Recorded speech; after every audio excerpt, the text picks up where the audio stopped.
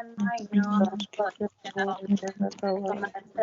وما فيها تهجنا برحمتك يا أرحم الراحمين.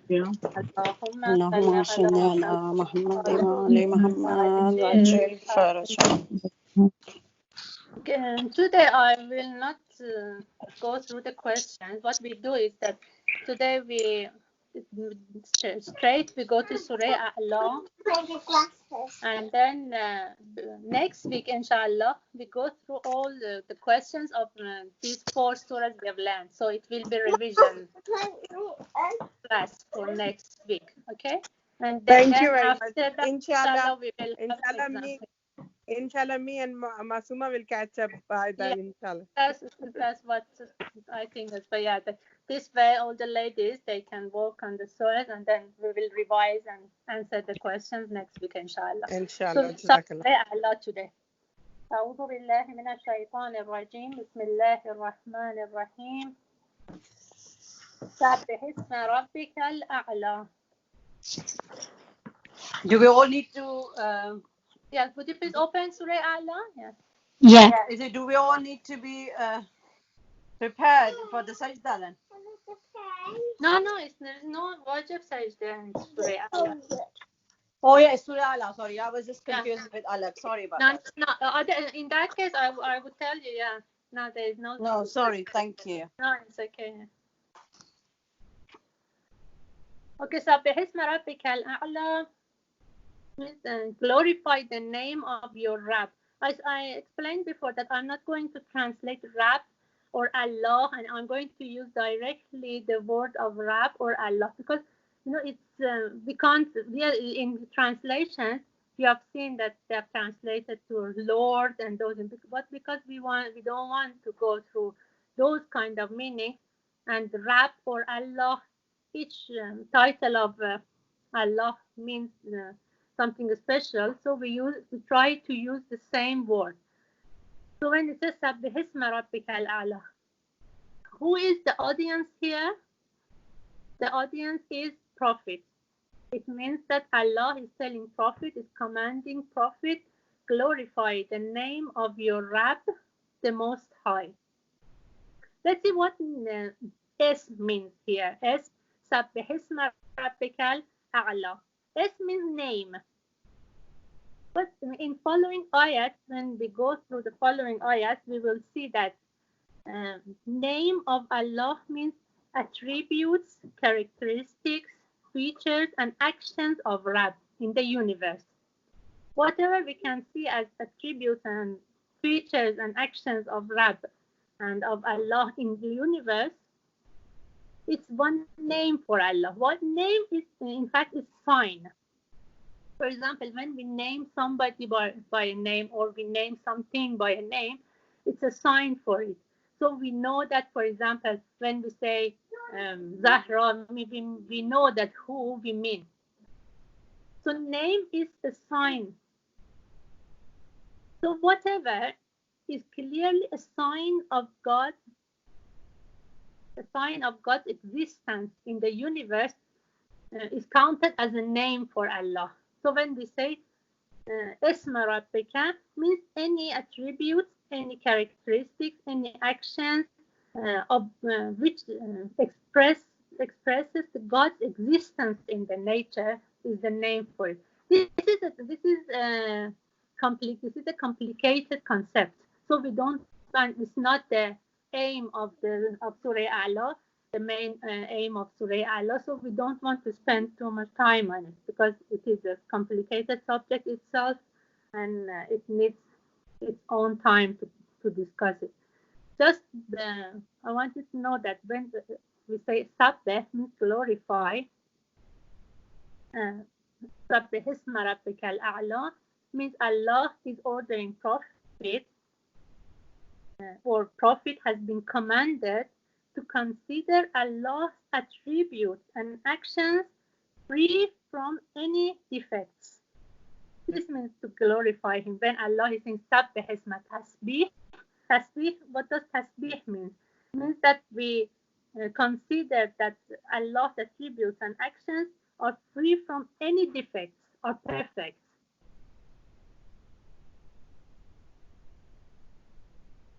So when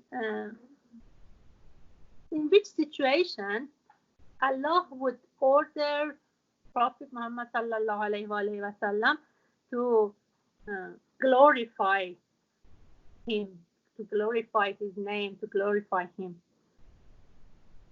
Under which circumstances would it be appropriate to command the glorification of Allah? Of course, it would happen when there is a perception of defects.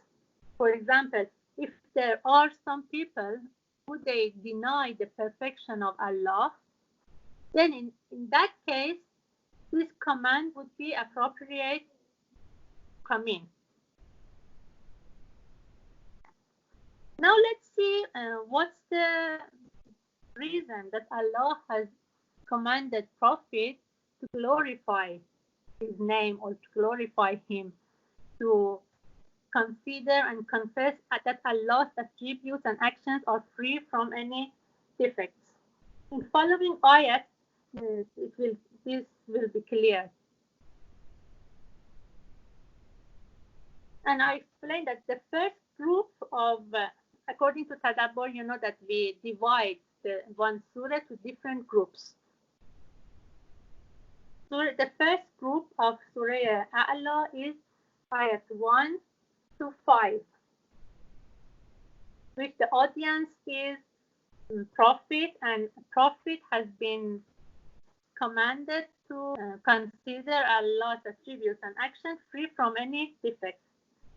Ayat number 2 is saying Allazi khalaqa fasawwa, and then Wallazi qaddara fahada, Wallazi akhrajal mar'a. What does Allazi means? Allazi means the person who. It means that Allah is explaining himself in these three ayats.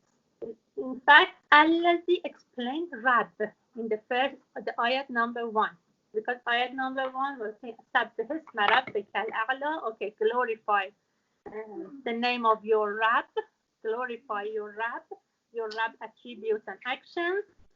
Okay, who is this Rabb? Allazi khalaqa fasawwa. This Rabb is the one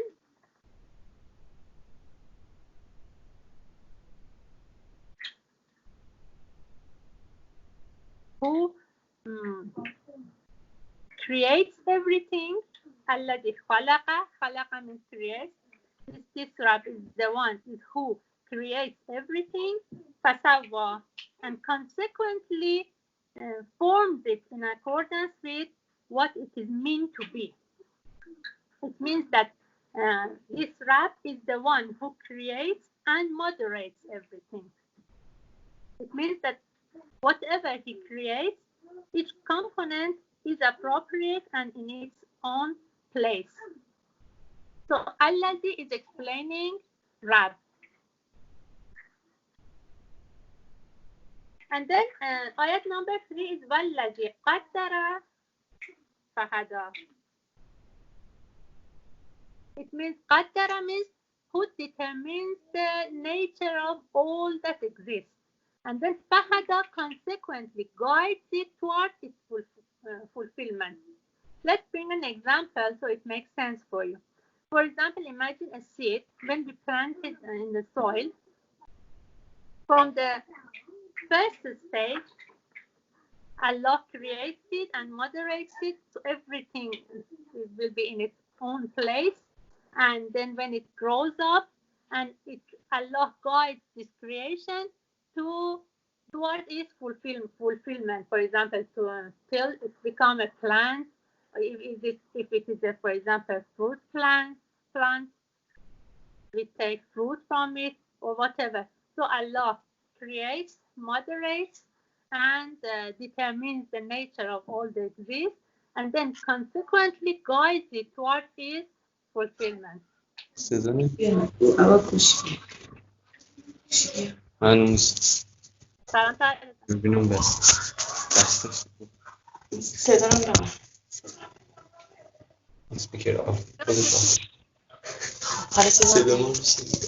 yesterday I've got one of my friends in the group who is really my teacher. I'm really stressful in front of her. سلام فردا جان. صدای نمی؟ سلام سلام خوبی؟ خوش آمدید. خوبی؟ ببخشید ممنون. قربان چون اکو میشه صدا این اسپیکر رو اگه بی زحمت الان قطع میکنم چشم. ببین میگم من دارم به خانما میگم که من جلوی تو استرس دارم.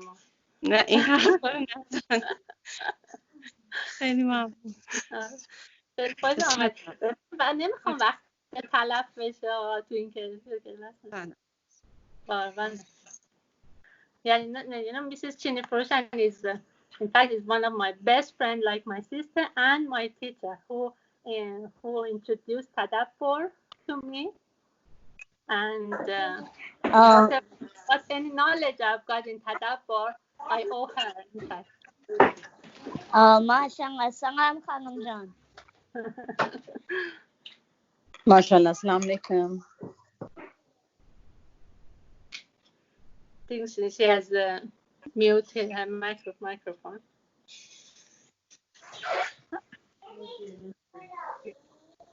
سایجا سوره اعلا رو شروع کردم.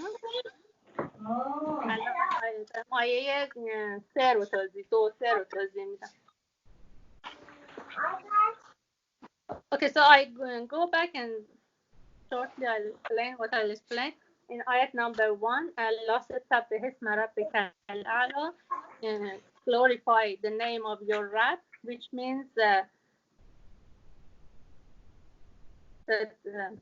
Prophet has been commanded to consider Allah's attributes and actions from free any defect or deficiency.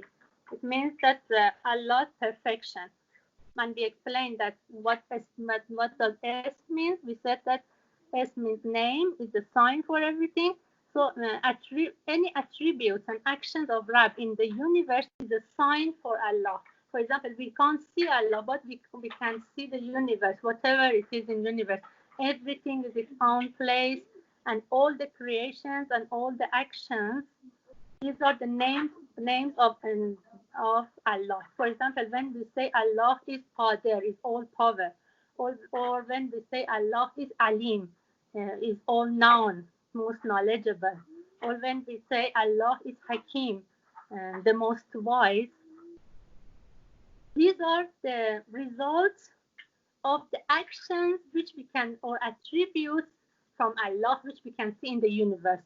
For example, when we can see anything is in its own place, we can, and whatever happens is based on wisdom, we can say this is from wisdom. These actions and attributes are showing wisdom of Allah. So when we say Hakim, this Hakim is the name of these actions and attributes of Allah. That's why we say that it is a name of name, a small s. As I explained, this is a complicated subject. I don't want to go through it because it's not the aim of Surah, the main aim of Surah A'la. And then we said, okay, why Allah is commanding Prophet to consider and confess his perfection. Why is Allah saying Sabbih isma rabbika al-a'la? Of course, when it happens when in the situation that there are some people who they deny the perfection of Allah. They don't want to believe it, or they deny it. In that case, Allah is commanding Prophet to do tasbih, or to consider Allah's attributes and actions free from any defects. And then we said that now this question comes in that, okay, what's the main reason that Allah is commanding Prophet to consider his perfection, to glorify his name? Which we said that in following ayat, when we go through following ayat, the response of this question will be clear. In ayat 2 and ayat number 3, two states of creation is explained. In fact, in ayah 2, الذي خلق فسوى, Allah it is saying that we said that الذي means who, so it explains there. It explains the word of Rab. Okay, Allah said سبح اسم ربك الأعلى. Now Allah is explaining who is Rab. Rab is the one who الذي خلق فسوى. الذي, we said it means who. Rab is the one who خلق, creates everything, and فسوى, and consequently or accordingly forms it in accordance with what it is meant to be. It means that Allah creates it and guides it consequently and moderates it. And then ayat number 3, وَالَّذِي قَدَّرَ فَهَدَى, means who determines the nature of all the existence, and then فَهَدَى, consequently guides it toward its fulfillment. And we brought the example of seeds, for example. When we plant seeds in the soil, imagine that from the first stage, Allah created it and it guides it to become a plant. So ayat number 2 and 3 express two stages of Allah's planning in creation. In fact, ayat number 2 and 3 is explaining the type of guidance of Allah. Here I have to stop explaining ayat and I should explain two types of guidance of Allah, which are we say hidayat takvini, okay, existential or universal guidance, and then hidayat tashri'i, legislative guidance. Let's see what are these two. Hidayat takvini, which is related to what I explained, that for example a seed, we plant a seed, Allah guides this seed to become a plant. Or for example, Allah guides the sperm, forms it, and from the start point to its final point, it becomes a child, baby, and then it will be born, and it becomes, he grows up, becomes adult. This is existential or universal guidance, which happens, this guidance covers all the existence in the universe. Then when it comes to legislative guidance, which is tashri'i, it is related to shar, to Islamic laws, which Allah sent prophets and Ahlul Bayt to guide us towards, for example, using the Islamic laws in our life. This is legislative guidance. I hope I have explained it well, so because this is very important. So this ayat number 2 and 3 are related to hidayat takvini. They are explaining the existential guidance, which covers all the existence in the universe, and there is no exception. Anything you can imagine, this guidance of Allah, it covers it. To this stage, we haven't got the answer for our question that why Prophet was commanded to glorify the name of Allah. Then in ayat number 4 and 5, Allah brings examples for these two stages of creation. For example, we said that ayat number 2 and 3, Allah said, الَّذِي خَلَقَ فَسَوَّى, created and moderated it, everything in its own place. وَالَّذِي قَدَّرَ فَهَدَى, Allah determines the nature of all the existence, determines the limits for every existence, which I'll explain again more later after this example. فَهَدَى, and guided it towards its fulfillment, which we said this is existential guidance. This is hidayat takvini.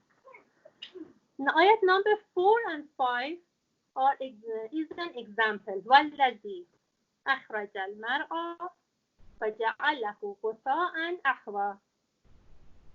والذي أخرج المرعى والذي means who again. This rat which we spoke about him, he is the one who raises the pasture. Mar'a means pasture, the plains which we take, for example, sheep or cows to eat, to feed them by grass. So he is the Rab who raises the pasture, who brings out the pasture with fresh grass. وَالَّذِي أَخْرَجَ الْمَرْعَى. This Rab is the one who raises the pastures with fresh grass. فَجَعَلَهُ غُثَاءً أَحْوَى. Then makes it dried up grass. For example, in the winter or after the season is finished, these grasses, which were so green and they were food for the animals, and they become dark stubble, they become dried up grass.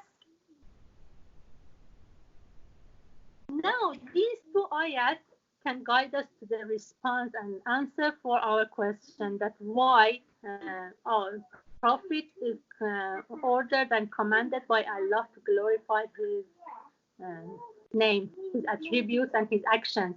Why Allah asked Prophet to confess that his actions and attributes are perfect and there is no defects in it. Because imagine when mankind sees dry grass, he might think that, oh, these grasses has been wasted.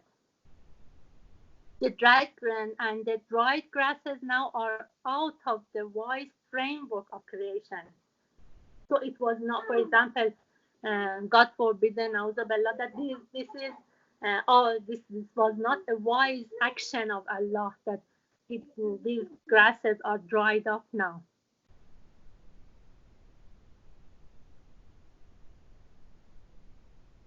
But when Allah is saying سَبِّحِ اسْمَ رَبِّكَ الْأَعْلَى, Allah wants to say, Prophet, that, oh Prophet, think this way, that when I dry up the grasses, it's not something out of wisdom. It's that each creature has a share of existence. For example, the share of existence for the grass was that much. And a limit has been set for it. For example, for these grasses, the limit for the creature, the share of their existence was that much that they dry up after a short while. So it's not deficiency in the creature of the grass. So we have to we have to consider and confess that the creator of this grass, or whatever Allah does, actions, or every action and attributes of Allah is perfect. It means that Allah, by الذي خلق فسوى, creating and moderating, and والذي قدر فهدى, means setting limits for every creation, every existence, and guiding it consequently to its fulfillment. These two ayats and this example shows that there is no defects in Allah's attributes and actions. So in the system of universe, which is created and moderated, and which limits has been determined, and it was guided consequently to its fulfillment, there are no defects. So this is the guidance of the first group of ayat of Surah Al. The first group, we said that ayat number 1 to ayat number 5 is the first group of ayat of Surah Al. So Al-Rab, who the existential or universal guidance in its hand, there is no deficiency in his attributes and actions. It wants to say that this Hidayat al-Takmini, there is no deficiency in it, in this guidance from creation. So when we see that some existence, they have got less interest and share of existence, and some of the existence, some of things they've got more interest and share of existence. It doesn't mean that our rap is not perfect. No, it means that in this guidance, in their creation, they have got, according to the attributes of Allah, they have got this share of existence. Any question about these 5 ayats in this group? The first group of ayats? Yes, sister. As I understand, the guidance of first group of ayat 1 to 5 is and, that there is no deficiency in its creation, in Allah's creation. Exactly. In Allah's creation, which in any existence has been created complete, perfect. No matter of how much share of existence they have. For example, one existence maybe has got a very less share of existence, and one existence maybe has got, for example, like mankind has got more the share of existence of mankind is a lot more than another existence like a plant. Yeah. And I wanted to ask about Falsafa. Falsafa is guiding and moderating, and Fahada is guided to its fulfillment. Is that what it means? Yeah. But Falsafa, in fact, is moderating. Is that everything, every component is appropriate and it is in its own place.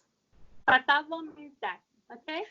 All right, and then you told us 2 types of hidayat universal, and the other one which is for legislative guidance. Legislative. The other one is legislative, which is to Islamic laws which we have been guided as, for example, Muslims. This guidance that we are Muslim and Allah sent prophet for us and taught us Islamic laws. This is legislative guidance, which is Hidayat Tashri'i. Okay. In first group of ayats, we just spoke about universal guidance. The reason I explained it, I just wanted you have an imagination of it, have an idea, and then in the following ayats we will go through that as well. All right. I thought you were telling us because it's the classification of Fahada. So that's why you told us. Okay. Yeah. Fahada in first group in ayat 3, Fahada is just related to universal guidance. Why? Because the example after that in ayat 4 and 5 is an example of just thing. It's not nothing to do with Islamic laws or legislative, or nothing to do with Shar, Islamic laws. It's just so this the first group of ayats of Surah Allah is to do with universal guidance. Jazakallah. Thank you. What's the meaning of Ghusa and Ahwa and Al-Mar'a? If we like to know. Mar'a is pasture where the plains of grass, which we take. For example, animal sheep, and that you have seen in the plains, or for example in the mountains, they want to feed sheep, they take them there. So the pasture of grass, that al-mar'a means that akhraj al-mar'a means who raised these pastures, and then faja'alahu, and this rab who raised these pastures for the sheep, for example, to be fed. Then after the season is finished, he made them faja'alahu. He made them as qusa'an ahwa, dried grasses. And he converted them to dried grasses. So those green grasses now they are dried grasses. They are black, and when we see them, we may think that these were wasted. But Allah, by this, Allah is saying that no, He is the one who خَلَقَ فَسَوَّى وَقَدَّرَ فَهَدَى. It means that everything is in its own place, and everything has got its own share and limits of existence. So it doesn't mean that Allah's action was not perfect. It means that every existence has got its own share of life, of existence, life here. And in any kind of existence, it shows the perfection of Allah. It doesn't mean that there is deficiency or defects. Yeah, is it clear now? Yeah, thank you. Jazakallah. No. So now we got the answer for the question that why Prophet is commanded to confess and consider the perfection of Allah. So why Allah says سبح اسم ربك الأعلى.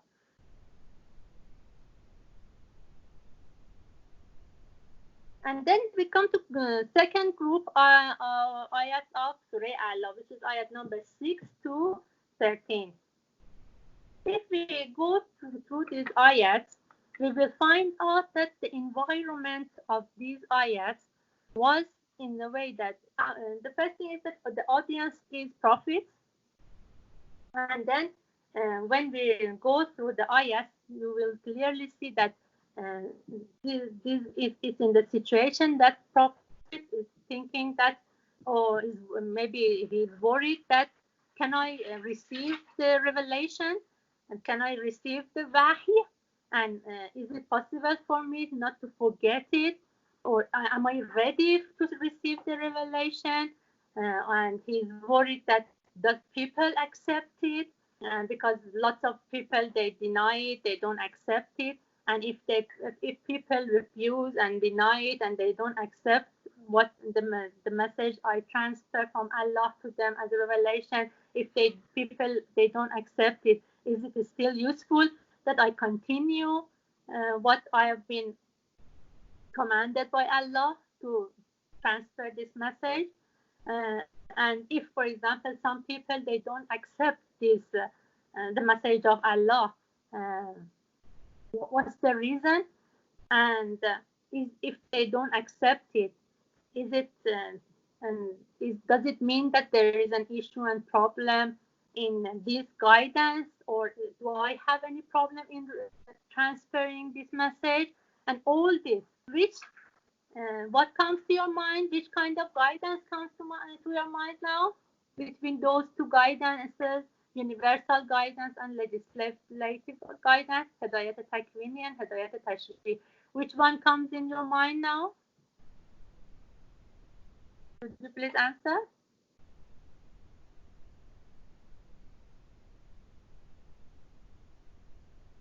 Can you hear me? Yes, we can hear you. Sorry, can you ask the question again? Sorry, what question you asked? I'm saying that when we go through ayat 6 to 13, which is the second group ayat of Surah Allah, we find out that the situation of which these ayats were revealed was in the situation that Allah, the audience is prophet, and we will see that it's in the situation that he was worried. He was that, am I ready? Am I capable to receive revelation, to receive wahy from Allah? And am I capable not to forget it? Am I ready to receive revelation? And are people ready to accept it? And what if people, they don't accept it? Is it still useful for me to continue? Or if people, they don't accept this, or if some people, they don't accept it completely, or some people, they do not accept this, the message of Allah and this guidance of Allah, is it still useful I continue it? And what's the reason if they don't accept it? Is there any issue or problem that with this guidance? For example, is there any problem with the word of Allah, Quran? Or is there any problem with me as prophet to transfer this message? And all these questions in prophet's mind, for example, I'm just trying to make you imagine the environment which these ayats were revealed. Okay, now I just asked the question that which kind of guidance comes to your mind between those two guidance which I named? Legislation. Yeah, Hidayah exactly. legislative. Legislative guidance. So ayat number 6, سنقرئك فلا تنسى. Is that imagine that prophet is worried that am I capable to receive the revelation, to receive light and protect it? That's why Allah is answering this feeling of these questions of prophet, that we will make you recite so you shall not forget. سنقرئك فلا تنسى. So Allah wants to calm down our Prophet sallallahu alaihi wasallam, that we are the ones who will make you recite. Okay, سنقرئك. And sometimes I told you that I'll explain just some points of Arabic for you to have an idea. سنقرئك. It's the root of this word is اقرأ. اقرأ means make somebody to recite. Okay, اقرأ. And sa is makes the tense of the verb as future, and ka means you. سنقرئك is that we will make you recite. So don't worry, Prophet. Don't worry that if you are not capable or maybe you forget, and don't worry. سنقرئك, we will make you recite. فلا تنسى. تنسى means so you shall not forget. Nasaya means forgetting. So فلا تنسى. I said that la makes the word negative in Arabic. So because we are the one who will make you recite, so you will not forget. You shall not forget. We are protecting you. We are supporting you. So you do not worry about correctness or incorrectness of your message. You will read what you have been taught by me. Allah is telling Prophet that you will read what you have been taught by me. So no, don't worry. And ayat number 7, Allah wants to say that this ability which you will not forget and you will recite without forgetting is because Allah wants you to be like that. And if Allah doesn't want, you may forget. إلا ما شاء الله, ayat number 7. إلا ما شاء الله إنه يعلم الجهر وما يخفى.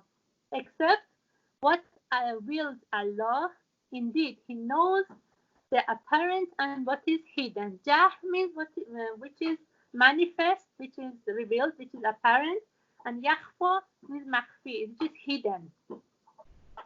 So you shall not forget, except that Allah wills or Allah pleases, and indeed He knows the apparent and what is hidden.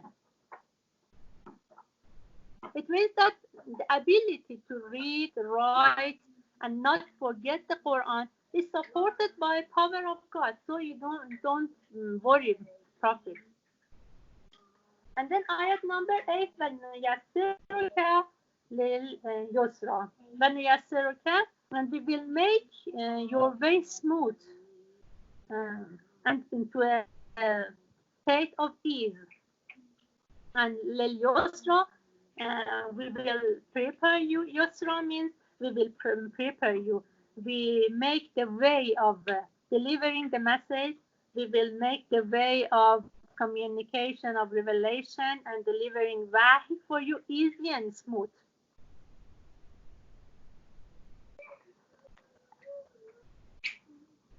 Ayat number 9. فَذَكِّرْ إِنْ نَفَعَتِ الذِّكْرَى.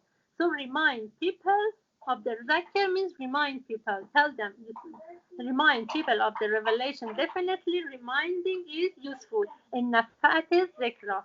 Definitely reminding is useful. Look by these ayats, that now you can see what I explained at the start of this group of ayats, that it was in the environment that Prophet was worried. So when Prophet was worried that am I capable of receiving and revelation, wahi, and not to forget it, Allah says, recite, so you shall not forget.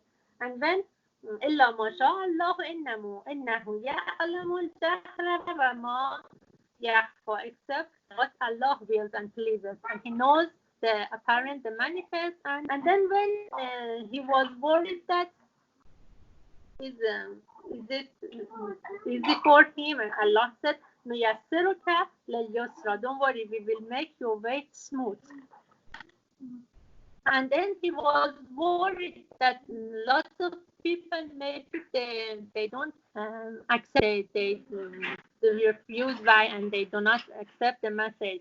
Should he continue, or what does he do when they don't accept it? And now, even if people they don't accept it or accept it, doesn't matter. The reminding them is useful.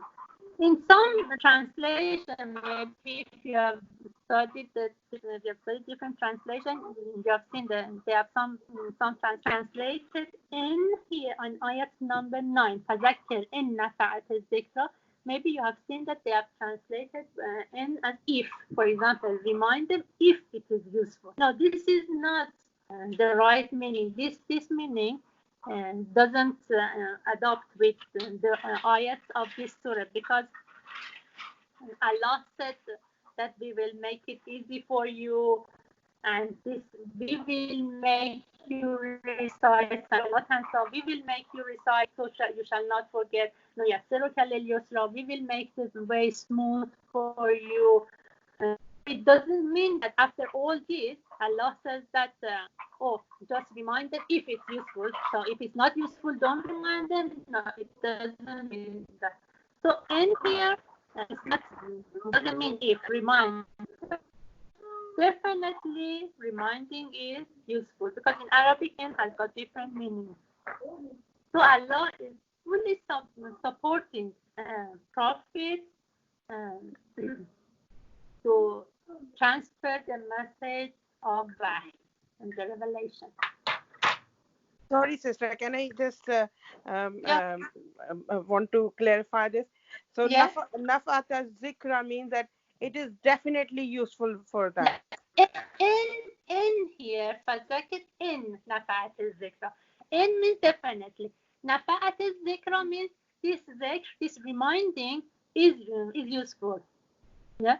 فَذَكِرْ, when verb in Arabic, we have got roots of verb, for example, zakara. And then zikr is reminding.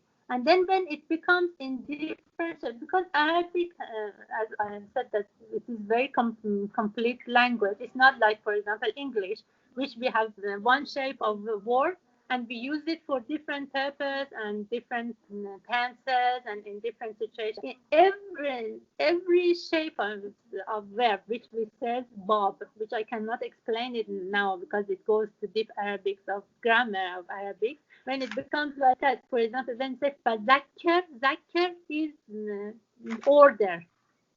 Is when it becomes as this shape of verb, fazakir, it's that Allah is commanding Prophet that remind them, fazakir, tell them. It means deliver the message of Wahy to them. Oh, thank you. So in means definitely, and I explained that in has got different meanings in Arabic, and I've seen that in some English translation they have translated as if. For example, remind them or deliver the message if it is useful. No, it doesn't make sense after all these ayats. Allah said, سَنُقْرَئُكَ فَلَا تَنْسَ وَيُيَسِّرُكَ لِلْيُسْرَى, and following ayats. It doesn't make sense that Allah tells Prophet that, for example, or Allah sends Prophet to us and tells him that, okay, if it's useful, recite and deliver the message. No. So the in here doesn't mean if. It means that definitely it will be useful. Then in following ayat, Allah is explaining two types of approach of people towards Wahy. Because when our Prophet delivers the message of Allah, delivers Wahy to people, and two types of approach people have towards the message of revelation, which Allah is explaining in following ayat. Ayat number 10, Allah is saying, سَيَذَكَّرُ مَنْ يَخْشَى. It means that those who fears Allah will receive and accept it soon. And then in this ayah, and then we have got next ayah, فَيَتَجَنَّبُهَا الْأَشْقَى, and the most unfortunate one will avoid it. There are some points in this ayah. سَيَذَكَّرُ, again, this is means future, when we want to convert the verb to future tense of verb, we use that, and shows that future which happens soon, not late future, which soon it happens. سَيَذَكَّرُ, it means that they will accept this reminding. They will receive and accept your message. When you remind them, they will accept it. Man means those who yakhsha. Yakhsha has got a point which I am going to explain this. Yakhsha, if you see in the translation, it says fear Allah. But this is different fear. It's not those fear that, for example, Allah is scary or something is scary and we are afraid of it. This kind of fear is not khashiyat. We say yakhsha and khashiyat. So remember the word of khashiyat. Khashiyat is a special type of fear. It is the fear which is because when we understand the greatness of something to the point that we feel how small and insignificant we are compared with him. For example, in front of Allah, we understand the greatness of Allah, how great he is, we understand how glorified he is, and then we feel that how small we are in front of him, compared with him, then we feel fear towards him. But this kind of fear is called khashiyat. So it's not because something is scary. That is different. And that's why in one of ayats of Quran we have that among Allah's servants, only who are possessed of knowledge about Allah, they fear him. And the fear, the word of fear is yakhsha again. So yakhsha means that kind of fear which we understand the greatness of Allah and we feel how small and insignificant we are compared with him. So it says فَيَذَكَّرُ مَنْ يَخْشَى, just those kind of people who they feel they have got knowledge that how great is Allah.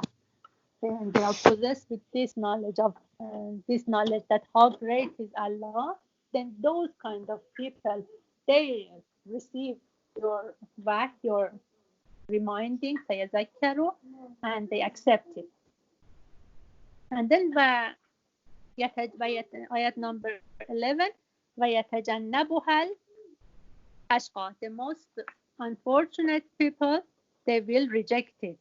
They will not accept it.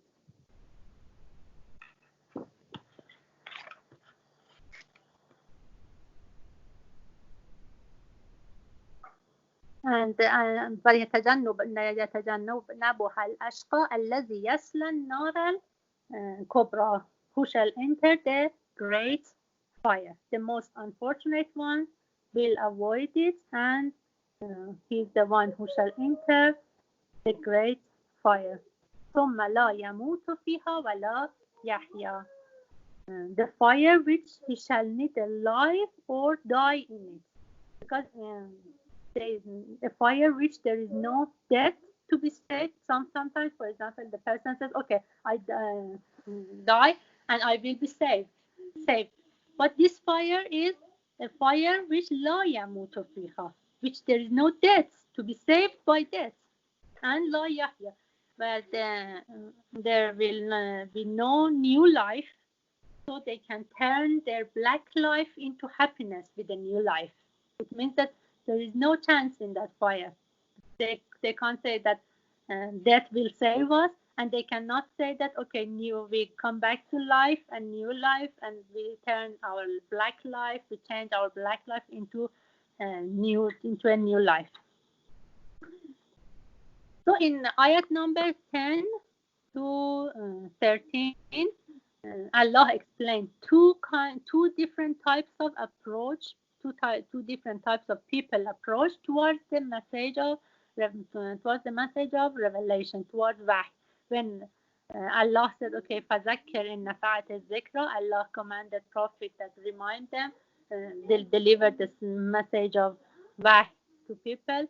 It will be definitely useful. And what it's a two, there will be two approach. Some people who they have got khashiyat, because they are possessed with the knowledge of greatness of Allah. They feel how great is Allah and how small we are in front of Him, compared with Him. They accept the message. And those people who ashqa, they are unfortunate, the most unfortunate, they will not accept it and they will avoid it. Okay, what does Allah wants to say? We said that in Tadabbur, step by step, all the ayats and then group of ayats are related together. In the first group of ayats, Allah said that in universal guidance, there is no deficiency, there is no defect. Although the share of existence for different things is different. For example, the share of existence of, for example, for plants or for mankind, the share of existence is different for them. The limit of existence, which Allah has determined for them, is different. So this doesn't mean that there is any defect in this guidance, in this universal guidance, creation of Allah. And in this group of ayat, Allah wants to say that although some people, they don't accept the message of Allah, they don't accept legislative guidance, hidayat tashri'i, and some people, they accept it less, some people accept it fully, and some people, they do not accept it at all. It doesn't mean that there is problem in the message of Allah, or there is problem in your way of reminding. In fact, Allah wants to tell Prophet that there is no problem and issue in your way of reminding if they don't accept it. In fact, in the guidance of second groups of Surah Allah is that, O Prophet, we have supported you in delivering the message of Allah, in delivering wahy. For example, we will make you recite it, so you shall not forget it. So we will protect it, wahy. And we make the way smooth for you to deliver this message. So we have supported it. So you remind people and deliver the message of wahy. And know that any approach people take in front of you, in front of message of their approach will be acceptance or refuse. It's not your responsibility. There is no issue in your way. So this is the guidance of second group ayats of Surah Allah, that any approach people take towards receiving and accepting or denying and refusing the message of Allah, you know that it is there is no problem with your way. And then third group ayats of Surah Allah, ayat 14 to 19, the environment of the speech of this group of ayats. We said that there are two different approaches. سَيَذَكَّرُ مَنْ يَخْشَى, those people who they are possessed with the knowledge of greatness of Allah. So they have got khashiyat. They have got that special kind of fear, which is called khashiyat. They accept it. And وَيَتَجَنَّبُهَا الْأَشْقَى, who are most misfortune people, they avoid it. They don't accept it. Now we want to see why.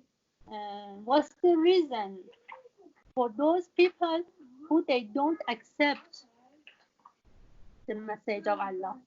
The environment of the ayats of third group of ayats of Surah Allah is talking about that the preference of this world over hereafter life makes them avoid the message of Allah because they prefer this life to hereafter life. They prefer this life towards the hereafter life, so they avoid accepting the message of Allah. Ayat number 14. Ayat number 14 is saying قَدْ أَفْلَحَ مَنْ تَزَكَّى. قَدْ أَفْلَحَ مَنْ تَزَكَّى means he indeed shall be successful who purifies himself. Tazakka means purifying himself. Who purifies himself will be successful. أفلح. So aflaha means cultivation, being successful.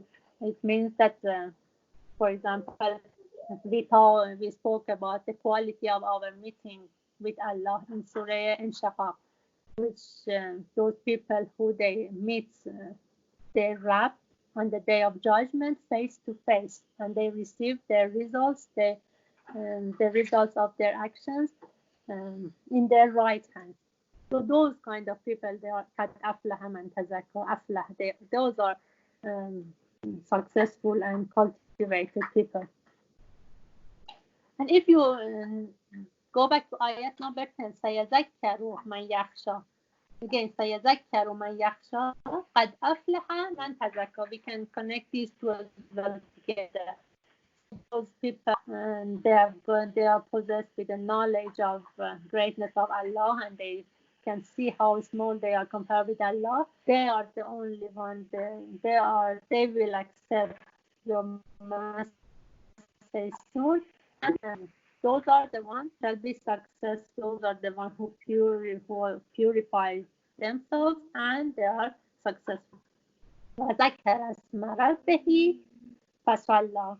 And remember the name of Rabb and praise. Those are the ones. Zakara Asma. Again, Zakara. They remember the name of Allah. It means that they magnify the name of their Rabb. And Fasalla. Salla means, and they pray. They salat. They do praying. They recite namaz. There are some points in this ayat which I'll explain.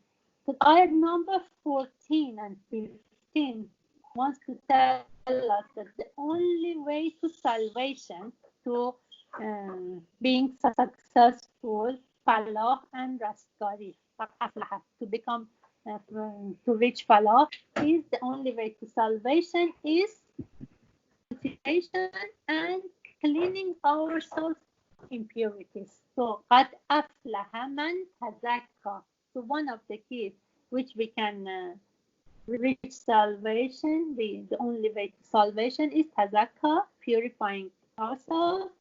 And then ayat 15, ذكر اسم ربه فصلى, is remembering Rabb and praying namaz as a practical aspect of remembering Rabb. Okay, we will remember Rabb in every part of our life, and as a practical aspect of remembering of Rabb is reciting namaz.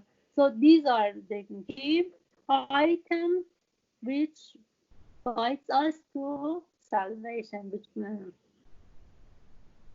And then ayat number 16 is saying بل تؤثرون الحياة الدنيا. It means that they prefer this world to hereafter life, because they prefer this world. So if you go back to يتجنبها الأشقى in ayat 11, so they don't accept the message of wahy. In the case that والآخرة خير وأبقى, ayat number 17. So ayat number, I explain again because I don't want to confuse you. Ayat 14 and 15 is related to those who they accept the message of Allah. سَيَذَكَّرُ مَنْ يَخْشَى. They accept the message of Allah, that type of approach. Accepting it and receiving it and accepting it. And what's the key towards that? What's the key towards accepting the message of Allah and the way to salvation? In cultivation and cleaning ourselves from impurities, aflaha. And another key is zakar asma, remembering Rab, fasalla, and praying salat and namaz as a practical aspect of remembering Rab. And then ayat 16 is explaining about those people who their approach was denying and refusing the message of Allah. بَلْ تُؤْثِرُونَ الْحَيَاةَ الدُّنْيَا. Those are the people, who they prefer this world to other world. And in the case that وَالْآخِرَةُ خَيْرٌ وَأَبْقَى, they prefer this world in a way that this world will not last long.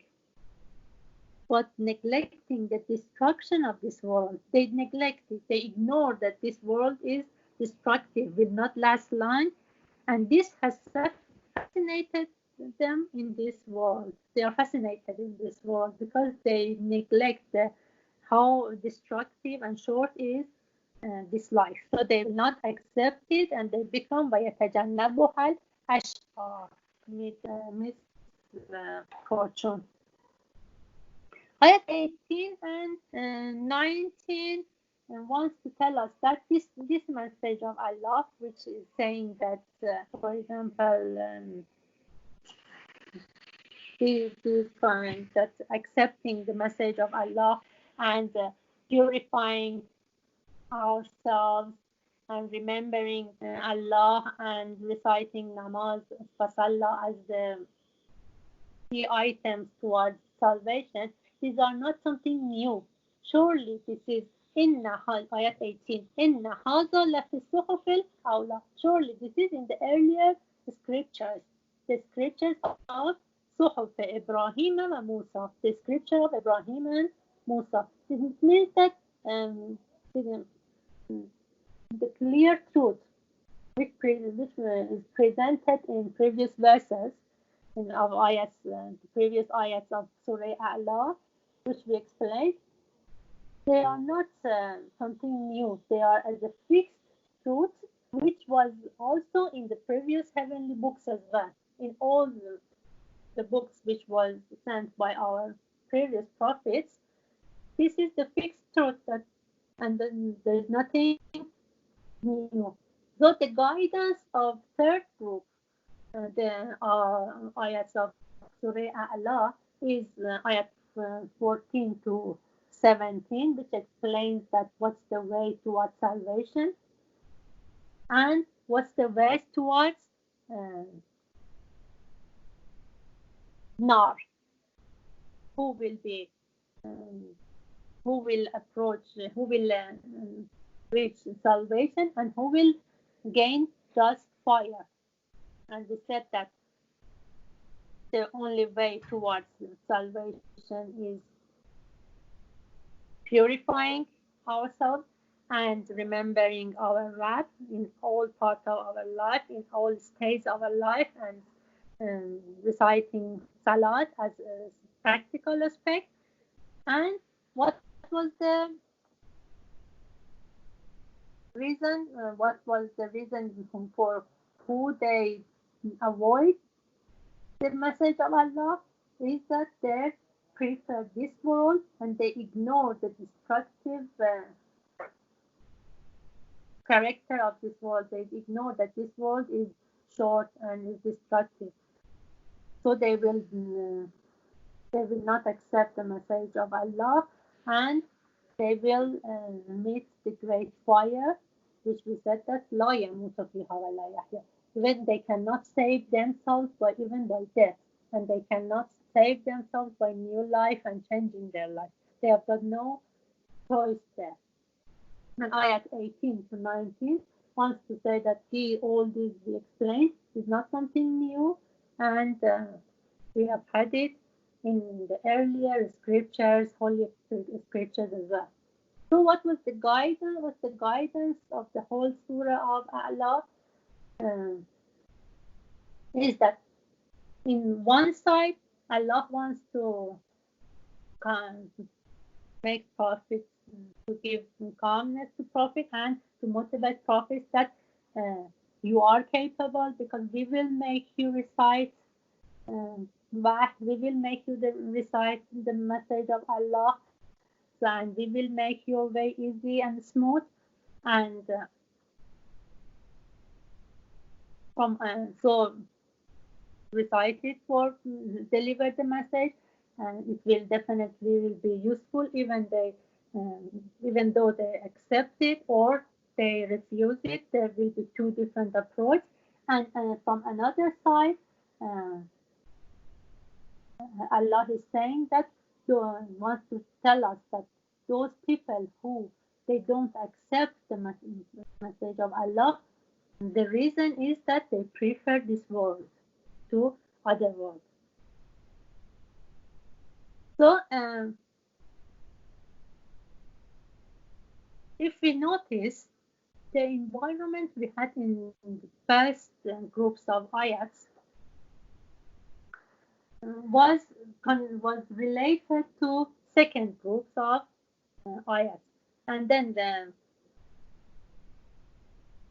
the reason Allah is commanding prophets to glorify the name of Allah. In fact, and the reason Allah is saying in the first ayat, Sabbih isma rabbikal a'la, glorify the name of your Rabb, glorify, confess and consider that all attributes and actions of your Rabb, who is high, who is the highest, is there is no defect in it and is perfect.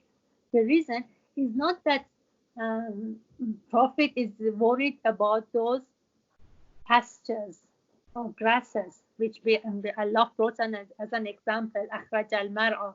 He said that he raised the green grass and then he dried up the grasses. Though that was not the real reason.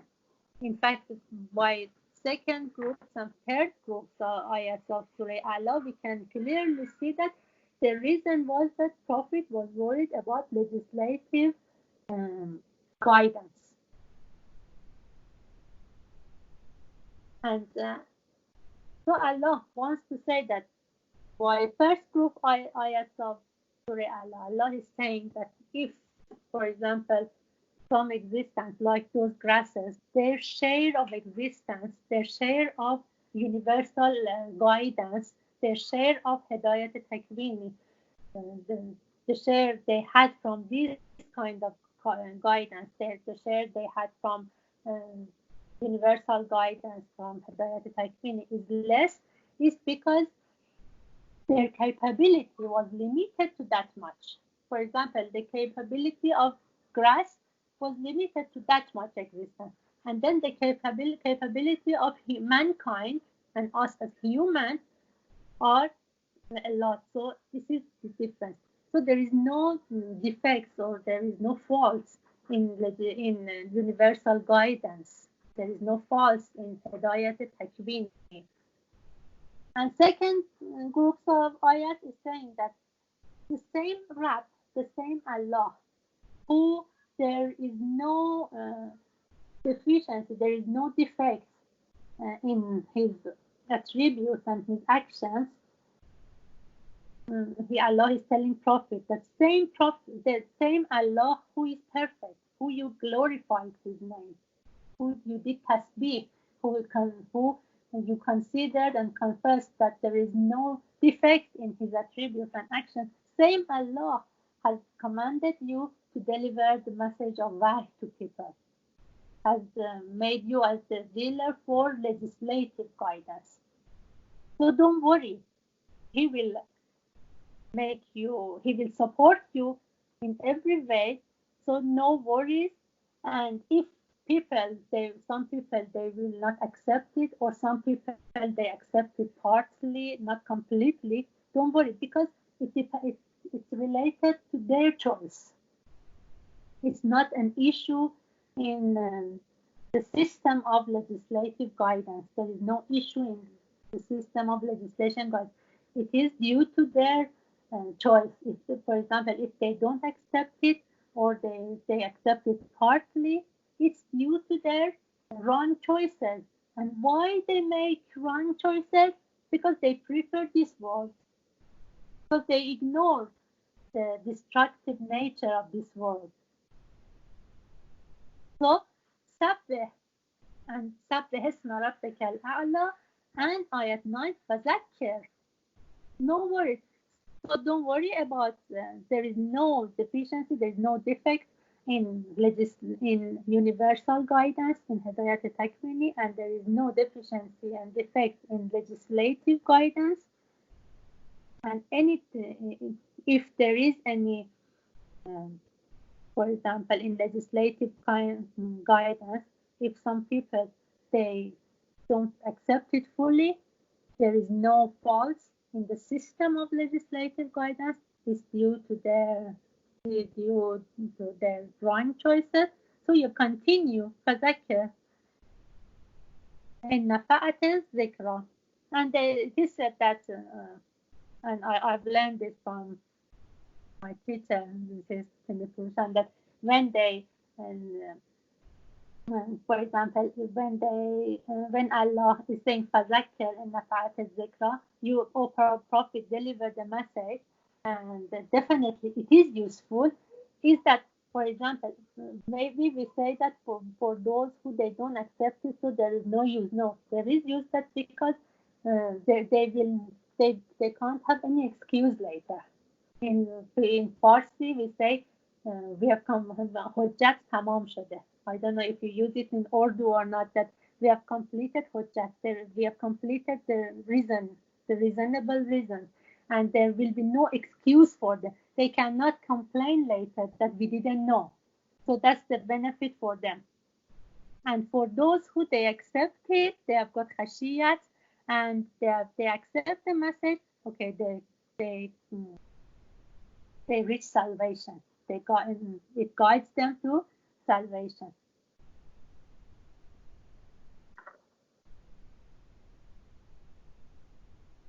And then in the third group of ayats of Surah Allah, Allah explained two different approaches, which is acceptance of message of Wahy, which is due to khashiyat. Those who are possessed with the knowledge of greatness of Allah, they can feel how great Allah is, and how small and insignificant we are compared with Allah.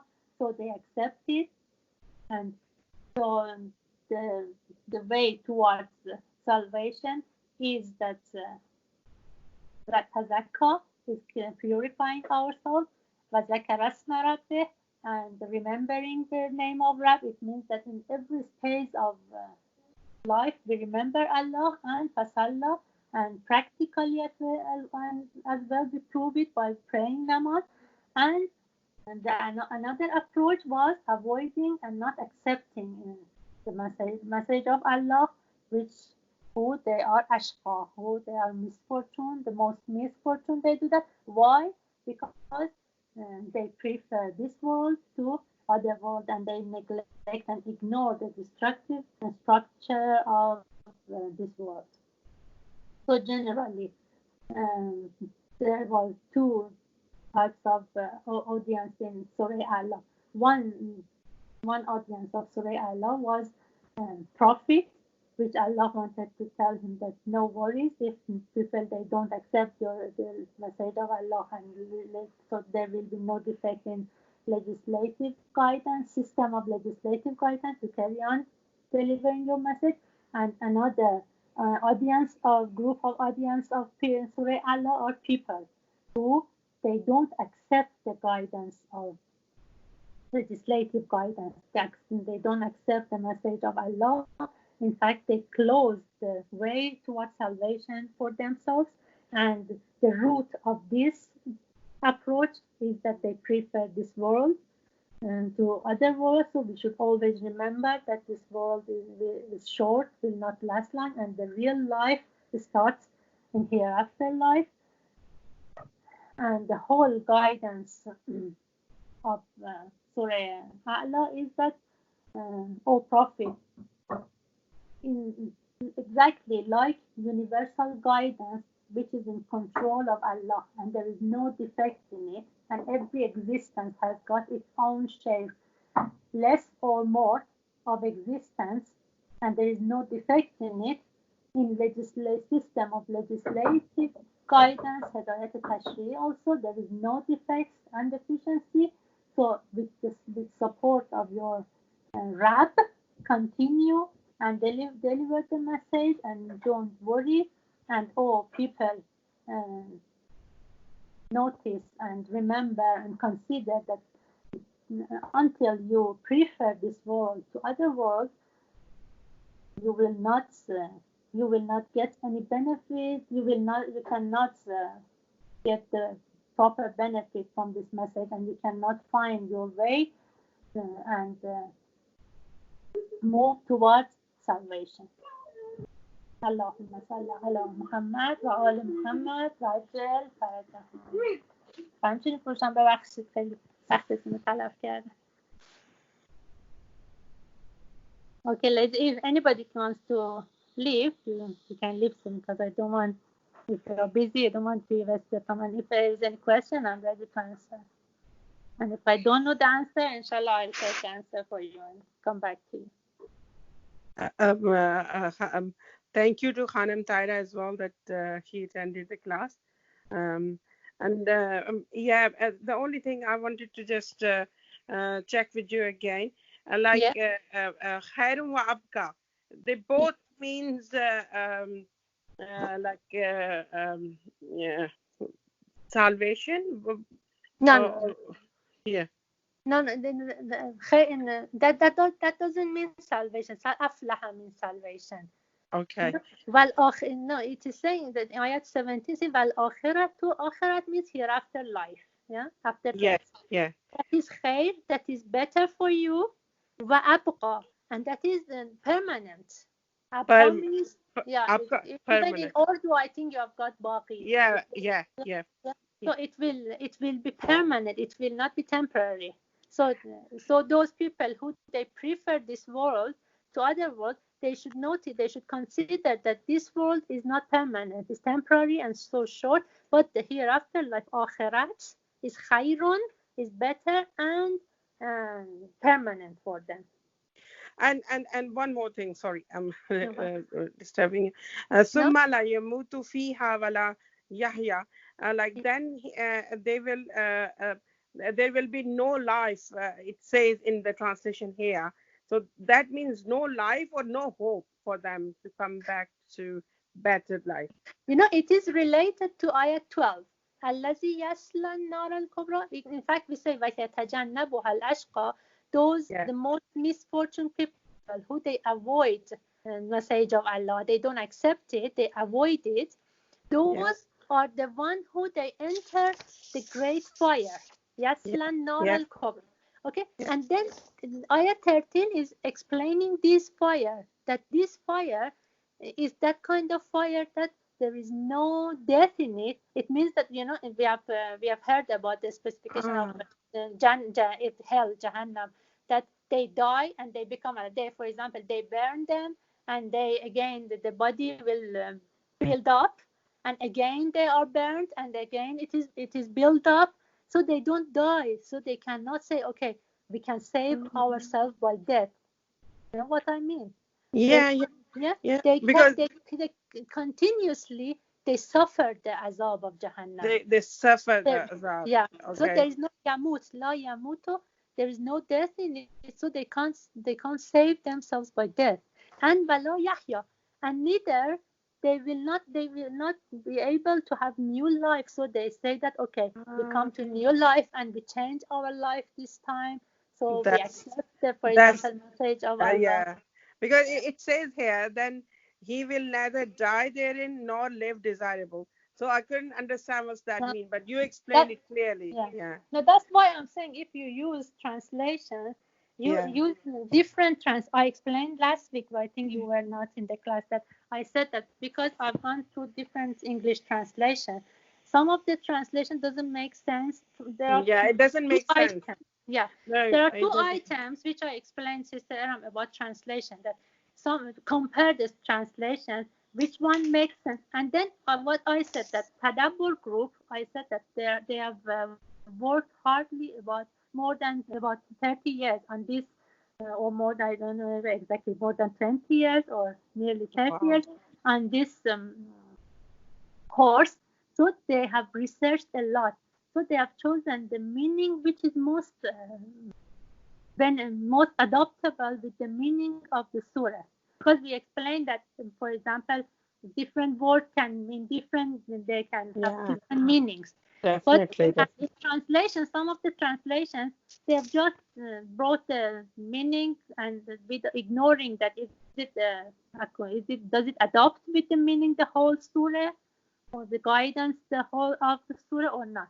So that's why I said that please use the meanings we explain in this course, because I bring the meanings which Tadabbur group. I don't say anything out of the schedule No, or definitely. the Definitely. syllabus. So you suggest that we shouldn't be referring to, like, comparing to the translation. No, no, I'm not saying that. In fact, I'm saying definitely before class, go through different translation, study surah, study the meaning Okay. of the ayat.